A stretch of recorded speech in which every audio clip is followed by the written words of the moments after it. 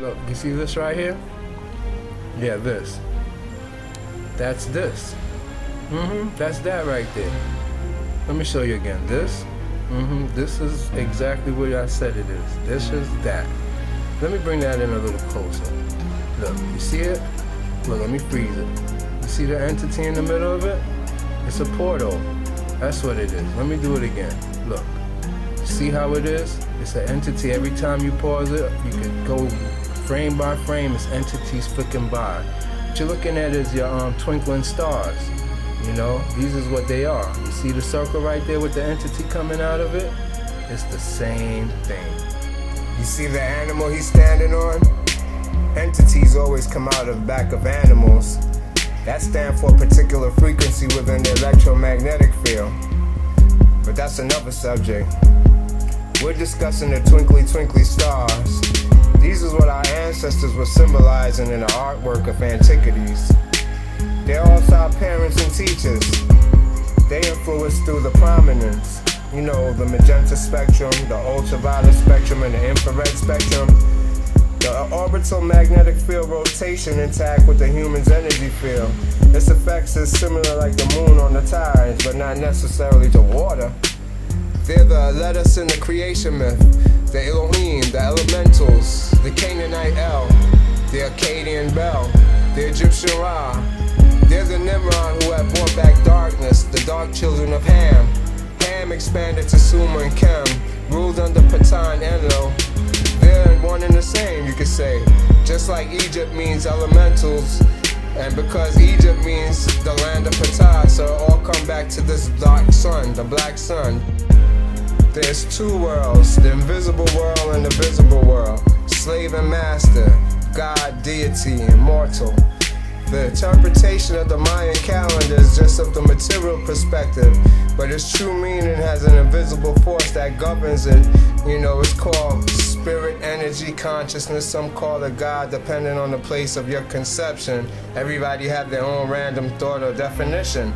The four squares is alchemy, fire, water, earth, air. The two winds northeast represent the wave, that's why it's located by the ears. It's the vibration of consciousness, the unified energy. It's infinite consciousness. This is all encircled by the double-headed dragon. The double-headed dragon is a portal. This portal now is when it's circled, entities come out of it, as you can see in this image that I had made. Once the circle contrast is lower, you can see what's inside of it. This is important because they're the precursor for all in creation. This is a microbe or bacteria. And this is also inside the womb now of a sonogram, a woman. And you can see that the skull of the baby is the double-headed dragon. This double-headed dragon now, its center is a portal where the entities come through and build as light beings. So entities, they get a bad rap as being so evil and bad, but they don't understand they're inside of you. This is why you dream, it comes from inside of you. This is the same star, now you can see it's a double-headed dragon that is encircled with the entity coming out of it. The way the Mayans set this calendar up is brilliant. It has two upstairs, one staircase on the right, one staircase on the left. One is for ascension, one is for descension.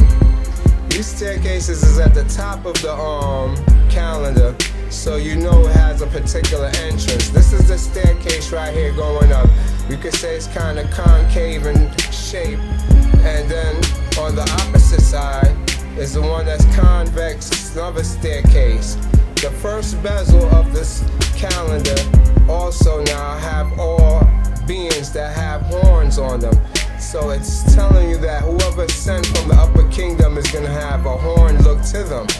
Because everybody looks the same once they come into this world. They start off in their lower self, a horned being, and have to ascend back up to a higher self.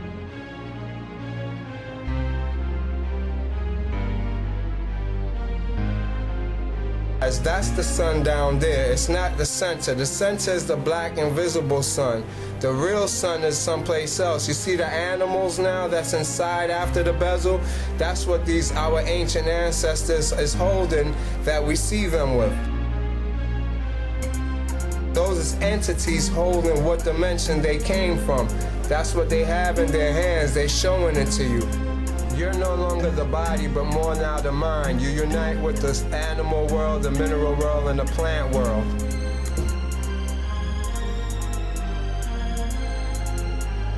Now, this is all through the sun. They misrepresent the sun and say that the sun is God and this and that, but it's also Baphomet, as you can see right here. It represents the devil too. This rays is what you see as the entities that's coming through. This is also well known in Egyptian art. It's a lot of truth to this, that these is actually what the actual representation is. It's not an actual devil out there that's gonna do anything. Your influences is of yourself. You influence yourself. And this devil-looking thing is the creator of all human beings. Everybody had to come from the underworld and ascend up. You know, so that's the whole meaning of really what that is trying to tell you. These is higher beings. Now, if you look on the top layer up there, you see the little squares, you see the beings in there. They look human. Now, the next layer under there, you see little orb circles. Those is all orb balls. These orb balls, they come down on them through the alligator. You're always gonna see an alligator. That's what the bottom of their feet saying that's what they came through. That's different from the snake that's next to there. And so all of them who have these animals that they're standing on is trying to tell you where they come from. These orb balls in their hands now is that second layer, and you see it above his head too.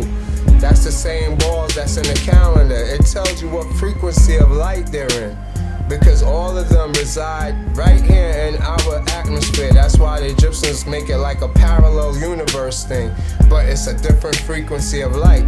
When you look at this map, you're seeing all the frequencies, you're seeing all the entities, and you see it here. The Egyptians had it, and the Sumerians show you in detail, because you see this being, he came through the light, but they're not actual beings. You see their feet is of animal, so they came down through there. That's the sun on the right, and this is the portal, which is one ray of light.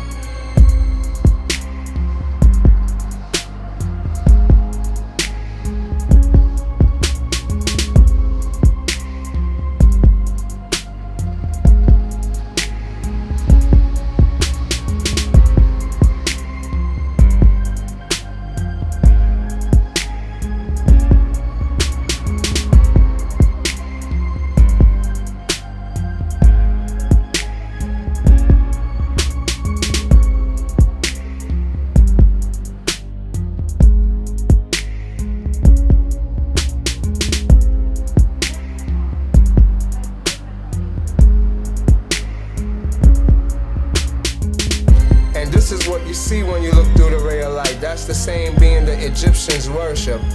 This being right here is special because he stands for not just the Egyptians' God, but he's the Olmec's God. I see him with the Olmecs and the Toltecs too. If you pay attention to the resemblance, look at his face and remember this last image. Peace and love.